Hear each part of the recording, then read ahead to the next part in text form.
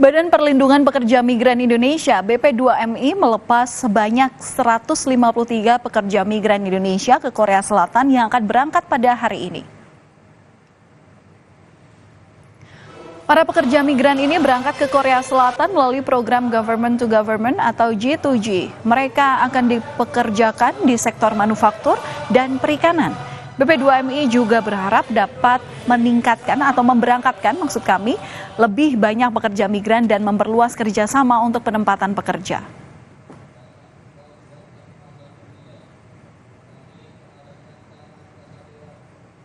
Karena peluang kerja di luar negeri ini sangat terbuka, bagaimana kita menangkap peluang kerja ini untuk kesempatan anak-anak muda, anak-anak bangsa ini merebut peluang kerja itu. Pemerintah bertanggung jawab memfasilitasi, pemerintah menyiapkan pelatihan bagi mereka. Pemerintah juga tentu harus lebih memudahkan biaya-biaya yang selama ini membebani mereka.